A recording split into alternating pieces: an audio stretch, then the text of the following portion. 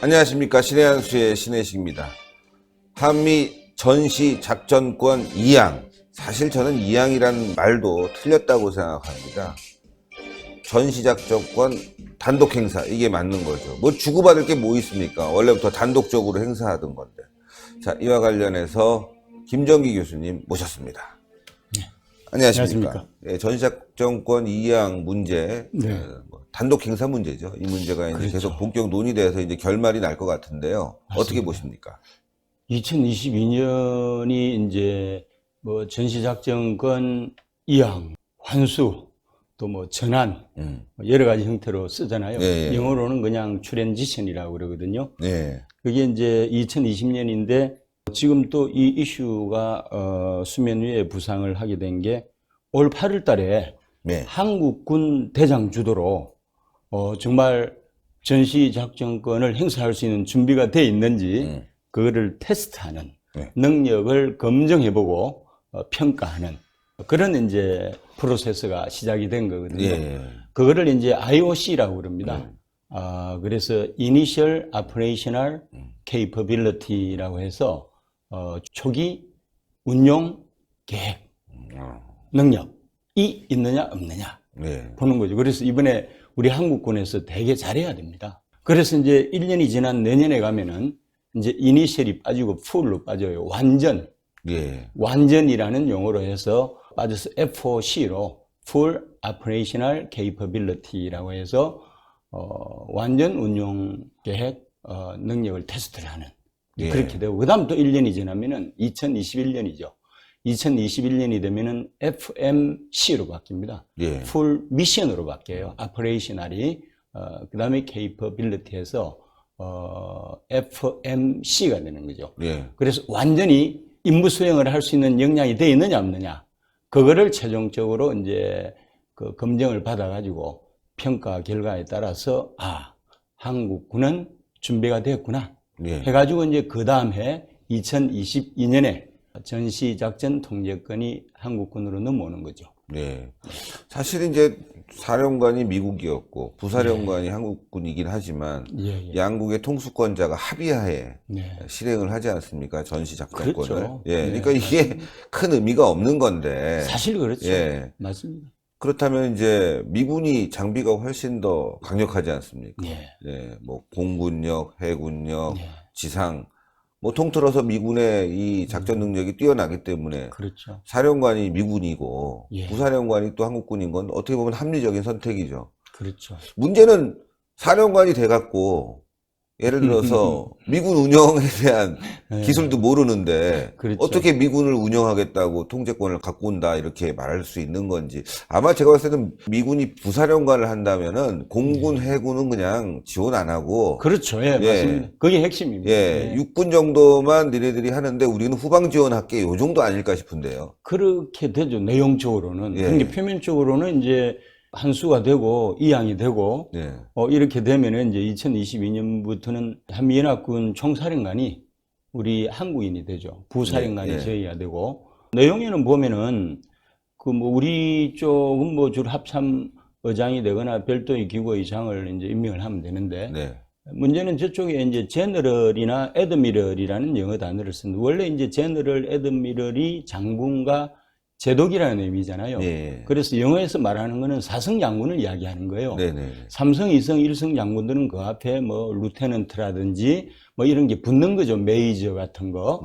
이런 것이 브리거디어 이런 식으로 해서 중장, 소장, 준장 이렇게 붙는데 이 앞에 안 붙는 경우 이 제너럴을 풀 제너럴이라 해서 사성이라고 하니까 큰 문제는 없겠지만은 이게 뭐 우리 총사령관이 사성인데 나중에 이제 좀 낮춰가지고 삼성 장관이 오지 않을까 하는 그런 우려도 좀 있어요. 그리고 말씀하신 대로 사실 미국의 이 해군력이나 공군력은 세계 최강이잖아요. 우리는 거의 근처에 가지도 못해요. 뭐 타보지도 않은 사람이 운전하겠다고 하면 맞습니다. 말이 안 되는 거죠. 그래서 육군을 기반으로 해서 가는 걸로 보시는 게 맞죠. 우리가 하고 싶어도 할 수도 없고 또 뭐 겉으로는 그렇게 되어 있지만은 세계 최강의 군대인 미군이 누구의 명령을 받습니까? 그러니까요. 그렇잖아요. 아, 말도 안 되는 거예요. 그래서 이제 아마 그렇게 해서 좀 축소가 되면 그 유엔군 사령부가 좀 더 강화가 될 가능성이 많습니다. 그래서 이제 주한미 사령관이 유엔군 사령관을 겸임하게 돼 있잖아요. 네. 그래서 이제 유엔군 사령부를 통해서 이제 힘을 좀 쓸 가능성이 많은 거죠. 네. 그런데 좌파에서는 이거를 이제 뭐 주권이라고 그러잖아요. 네. 군사 주권이라고 이야기를 하는데 요즘 시대에 무슨 저 양자나 다자 군사 동맹 시대에 무슨 주권들을 그렇게 내세우는지 참 이해가 안 갑니다. 그렇잖아요. 지금 이제 나토 같은 경우도 사실은 집단 안보 시스템이잖아요. 그렇죠. 현재 나토군 총사령관이 미군이죠. 미군이잖아요. 네. 그러니까 한미연합군 총사령관이 미군이 되는 건 맞다고 봅니다. 그런데 이웃나라 일본은 해달라고 하잖아요, 그렇게. 그렇죠. 거기는 이제 뭐 자위대도 있고 주일 미군도 있지만은 거기는 이제 각자 따로따로 작전 통제권을 행사하지 않느냐. 우리가 미국의 식민지 아니냐. 그거는 전형적인 열등감 콤플렉스에서 나온 그런 판단이라고 봅니다. 그래서 지금 준비가 안 돼 있으니까 이제 이렇게 단계적으로 이제 평가 작업을 거쳐서 최종적으로 주겠다는데 또 그때쯤이면 정권이 바뀌지 않겠습니까?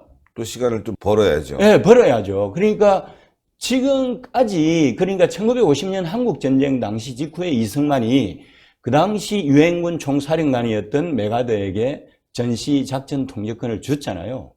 그때는 뭐 거의 넘겨준 거죠. 네. 사실은 우리가 뭐가 있었습니까? 그러니까요. 그렇게 간 건데, 사실 그 박정희, 전두환, 노태우로 이어지는 그 군사정권 있잖아요. 사실 어떻게 보면 전시작전 한수하는 건에 대해서 가장 자주 국방을 내세웠던 사람이 아이러니하지만 예. 박정희입니다. 그렇죠. 예, 박정희 시절에 닉슨 독트린이라고 해서 에이시아 폴 에이시안즈라고 해서 이제 너가 좀 책임지고 살아라 그런 거거든요. 그러니까 박정희가 위기를 느끼고 자주국방을 그 시대를 열어야 되겠다 하고 그래서 닉슨 대통령이 주한미군을 철수한다 그러고 인권 문제를 중시하던 그 지미 카터도 겁박을 하고 그러니까 실제로 2만 명의 주한미군이 철수했잖아요. 네. 그래서 자주국방의 기치를 내세우고 전시작전 통제권에 가장 큰 스타트를 한 사람이 박정희고요. 전두환 때도 노태우 때도 계속 이어져 왔습니다. 협상을 해오다가 문민정권 들어서고 나서 YS 때 1994년 때 가져오려고 했는데 그 협상의 결과로 94년에 북한이 핵 초기 단계지만은 플루토늄 개발하면서 한반도를 불바다로 만들어버리겠다 그러고 클린턴 행정부는 영변 북핵 시설을 이 정밀 조준해서 폭파하겠다 하는 그런 전운이 감돌았잖아요. 네. 그래가지고 그냥 전체는 아니고 평시 작전 통제권만 우리가 가져왔고 전시 작전 통제권은 그냥 그때부터 묻혀버리고 DJ 때도 묻혀버렸어요. 그러다가 또 자주국방 유난히 내세우는 대통령이 누굽니까? 노무현이잖아요. 노무현 연세라는 거 보세요. 노무현이건 문재인이건 미국 밑자도 모르는 사람이고 외국에 대한 경험도 없고 영어 영자도 모르는 사람들 아니에요? 지금 국제사회가 상호 의존도가 얼마나 높은데 네. 우물안 깨구리식으로 그런 사고를 가지고 있는 사람이 불행히도 우리 역사에서 2번씩이나 대통령을 가진 것은 우리 한민족한테는 참 큰 불행이라고 생각되는데 이 두 사람 보면 꼭 구한말에 위정척사운동 하던 사람들 같아요. 네, 중세시대로 가서 신부처럼 살라고 그러죠. 그럴 바야 왜 21세기에 삽니까? 그래서 어쨌건 이 노무현의 후예로서 문재인도 이제 유산을 이어받아야 되잖아요. 그래가지고 노무현 때 2006년에 드라이브를 걸어가지고 2007년에 이제 그 한미 국방장관 만나서 2012년 5년 후에 전시작전권을 한국 정부에게 이양을 한다. 이렇게 된 거거든요. 근데 그때 정권이 바뀌었잖아요. 그렇죠. 그리고 천안함 폭침 사건도 있고 또 그때 아마 이 삼창가 몇 차 그 북핵 실험도 하고 하니까 위기를 느끼고 또 유예를 시킨 거예요. 네. 유예를 시켜서 이제 2015년까지 유예를 시켜놨는데 또 정권이 바뀌었잖아요. 네, 또 박근혜 또 보니까 사창과 뭐 북핵 실험 막 하고 그러니까 전운이 감들었잖아요. 그러니까 2020년대 중반으로 무기한 연기한다 했는데 또 정권이 바뀌면서 문재인이 대통령 되면서 공약이었잖아요. 공약이었거든요. 그래가지고 공약 준수 차원에서 바로 액션을 취해버린 거예요. 전시작전권과 관련된 얘기들은 계속 많이 돌았지만 우리가 우리나라를 우리 힘으로 지키지 못한다. 네. 만약에 미국이 북한 쳐들어가면 어떡할 거냐. 예?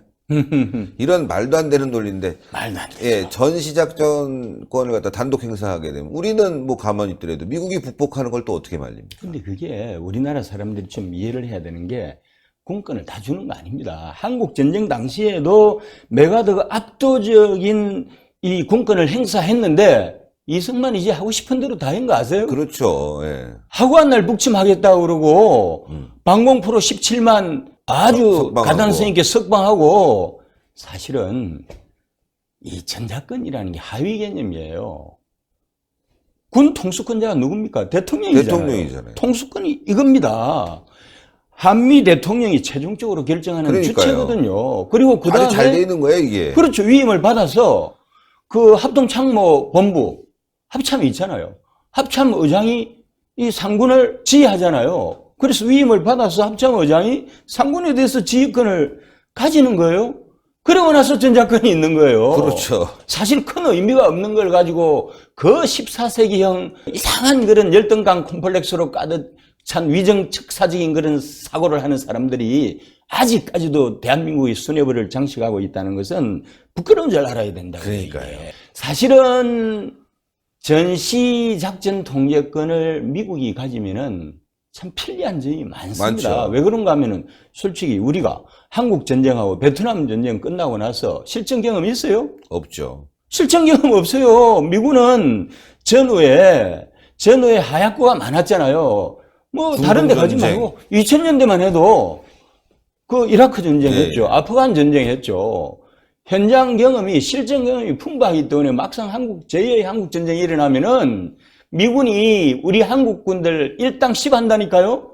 그렇게 해서 사령관 지휘를 주면은 얼마나 책임감을 느끼고 신나게 대한민국을 방어하기 위해서 온몸으로 하고 한미연합군 사령관이니까 미국 조야에 얼마나 적극적으로 하겠어요. 부사령관 지휘 주면은 목숨 걸고 로비하겠습니까? 안 하죠. 목숨 걸겠습니까? 아니, 그리고 한미연합사 사령관은 예. 양국의 대통령의 지휘를 받아야 되기 때문에 그렇죠, 그렇죠. 양국의 대통령이 통화해서 이거는 좀 어렵다. 맞습니다. 예. 핵심이 그거예요. 이거는 우리가 해야 되겠다. 합의해서 하는 거 아닙니까? 그러니까 한미연합사 사령관 미군이면 미군을 대통령이 지휘할 수 있는 건데 이걸 포기한다? 병신들이에요, 진짜. 바보들 같아요. 그리고요, 이런 거 있어요. 전쟁 억제 효과도 있어요. 그렇죠. 아니, 문재인은 그렇게 이야기를 하겠죠. 이제 주한미군은 그대로 주둔한다. 그런데 솔직히 이야기해서 연합사가 무력화되면은 연합사에 대해서 미군이 애정을 가지겠습니까?